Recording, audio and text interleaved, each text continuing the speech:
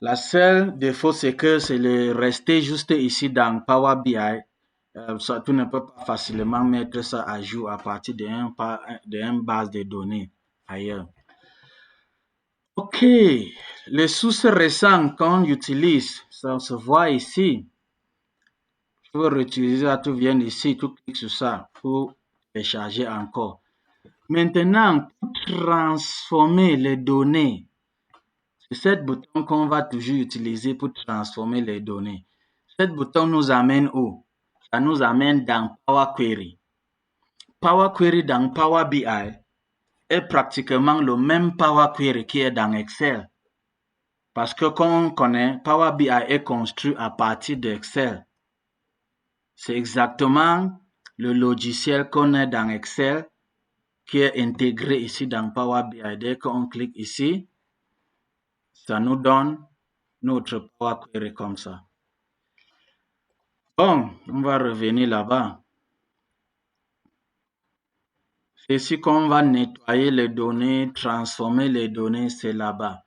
Juste pour actualiser, avoir les nouvelles données, on clique sur ce bouton. Ce n'est pas actif parce qu'on n'a pas encore tiré les données dans ce projet qu'on est en train d'introduire. Il y a les différents visuels qu'on peut accéder ici. Quand on peut accéder ici, on va arriver là. Quand on travaille et on veut mettre quoi? Titre de rapport ou bien titre de projet. C'est ici qu'on va cliquer pour faire entrer notre titre de projet qu'on travaille sur. C'est ça. En plus, tu peux télécharger les autres visuels dans le site web ou bien dans ta machine. C'est un template que tu as sauvegardé dans la machine. Tu peux télécharger ça à partir d'ici. Tu peux télécharger les visuels à partir de tes fichiers propres. Bon, comme ici, ça nous permet de créer les mesures. Les mesures, c'est dans ce qu'on appelle le DAX, Data Analysis Expression. Il y a un collègue qui a signalé qu'il veut comprendre mieux le DAX. Le DAX, c'est une thématique très bien élaborée. Bon, on va voir comment accéder, travailler sur ça ici. Parce que les données qu'on va travailler avec, les données sécurité alimentaire, il faut beaucoup de DAX. Il faut beaucoup de DAX pour réussir à analyser ces données dans Power BI pour arriver au niveau de ce tableau. Au niveau du tableau qu'on a vu tout à l'heure, le rapport qu'on a vu tout à l'heure. C'est au même où là. Arriver ici, avoir tous ces chiffres ici, il faut comprendre un peu le DAX. On va essayer de comprendre le basic de DAX là-bas et comment on va utiliser. Bon, ici à droite, on a notre... Si tu ne vois pas arriver ici à gauche, on a 3 niveaux importants. On a nos filtres ici. Les filtres qu'on va appliquer dans nos rapports vont sortir ici, ou bien on peut créer ça à partir d'ici.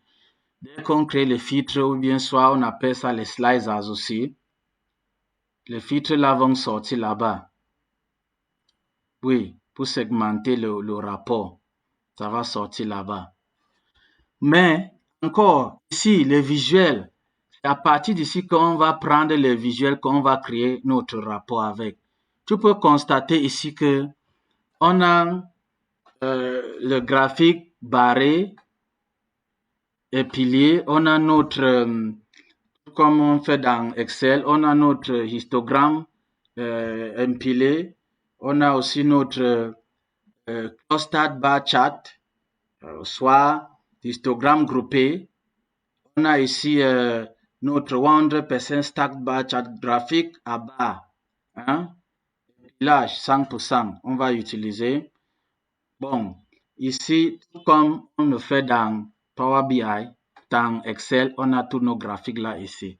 En plus, on a le script R pour ceux qui travaillent avec éléments visuels script R pour analyser les données. bon, ils peuvent intégrer. Moi, je ne l'utilise pas. C'est quelque chose que j'essaie encore à apprendre. Bon, vous pouvez aussi organiser la formation. Je vais venir participer. Il y a aussi ça, Visual Python. Pour ceux qui utilisent aussi Python pour analyser les données, ils peuvent accéder à partir d'ici. Je n'utilise pas aussi. Pour avoir plus de visuels, pour obtenir plus de visuels, tu peux descendre ici. Tu peux obtenir plus de visuels à partir de web. À partir de web, le visuel dans votre propre machine. Ou bien, si vous voulez supprimer les visuels, vous pouvez supprimer ici. Si vous voulez restaurer par défaut, vous pouvez restaurer le visuel par défaut ici. Là.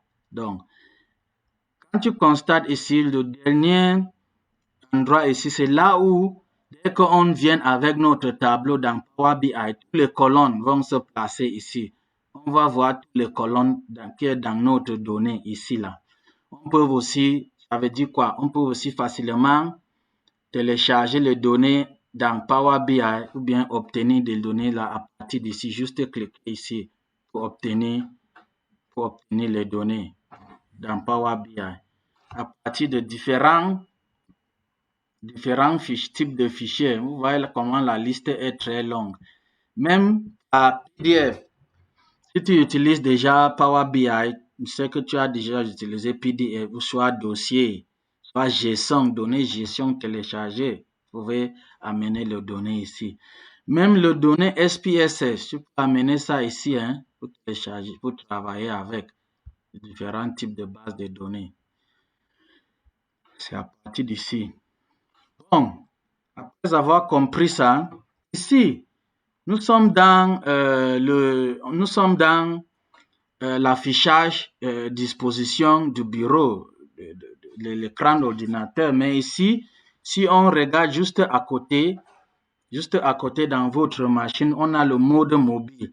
Ça veut dire que dès que tu as déjà développé ton rapport, tu veux partager ces rapports avec Power BI Service.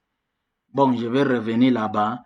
Tu vas constater que ici, tu vas arranger les visuels qui vont apparaître dans le téléphone. Le téléphone de gestionnaires, de partenaires, de collègues qui vont visualiser à partir de leur téléphone. En plus, je vais dire que il y a trois interfaces principales Power BI. Il y a le mobile, il y a le bureau, comme ce qu'on vient de voir, le desktop, Power BI sur desktop. Il y a aussi le Power BI Service. Le Power BI, pour accéder à Power BI Service, on doit enregistrer Power BI.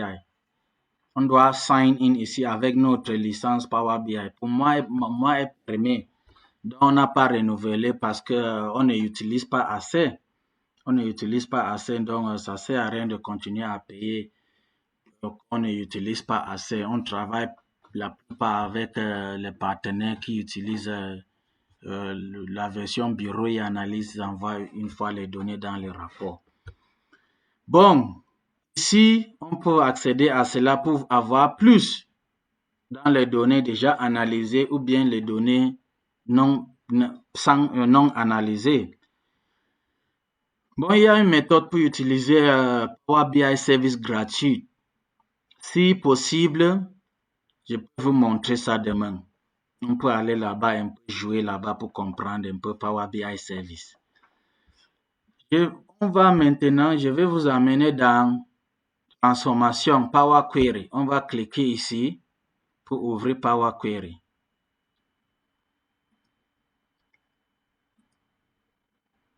On va cliquer là-bas. On va ouvrir notre Power Query pour mieux comprendre l'interface Power Query. Ici,